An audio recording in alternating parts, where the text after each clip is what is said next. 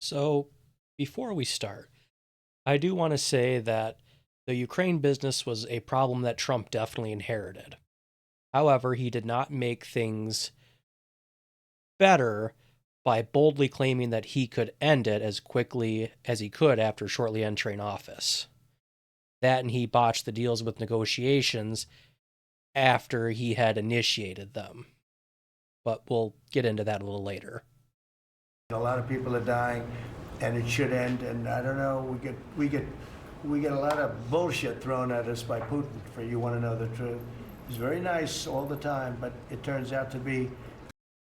You ever notice his eyes are really, really red right now? I wonder if it's just his allergies or something else. I have noticed he's lost a lot of weight since he's regained the presidency, which good for him.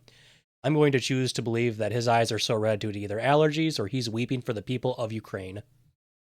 Meaningless. Well, now Trump is seeming to put his money where his mouth is, now saying that Ukraine will have the weapons to defend itself under his administration. We want to put defensive weapons because Putin is not. He's not treating human beings right. He's killing too many people.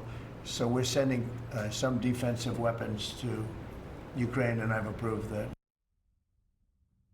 All right, this is a stunning turn. We don't need to talk about the hypocrisy of the matter. It's already well established. Uh, However, that whole art of the deal thing really hasn't been shining through. Maybe it's just because I haven't spent decades in the business world, but it doesn't really seem like we've gotten a good deal out of this. I'm assuming that we are just gifting these weapons to Ukraine and they are not going to be reimbursed in any way, shape, or form. And the taxpayer is just going to be stuck with the bill yet again. Uh, I think that we really shouldn't have been involved in this war in the first place. However, I understand it was an inherited problem.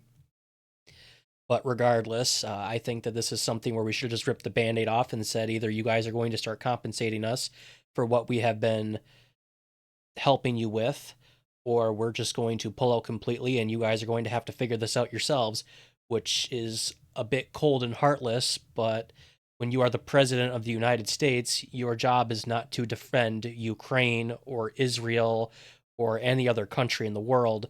Your job is to do what's best for the United States. And I don't really think that many people are going to find that to be too much of a controversial topic. However, if you think I'm wrong, go ahead and tell me in the comments why I'm wrong and stupid and a hateful this, that, and the other.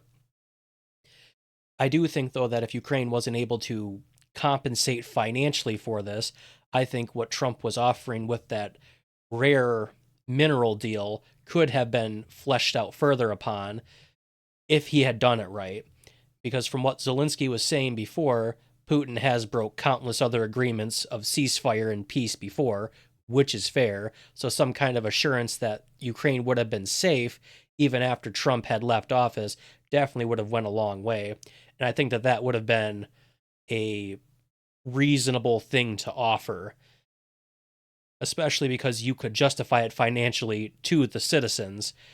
And of course, we would be able to get something back to recoup financial losses by essentially gifting weapons, taxpayer funded weapons. But overall, if you guys have a better solution to this, please leave it in the comments. I would love to know because at the end of the day, like all of you, I just want the problems fixed.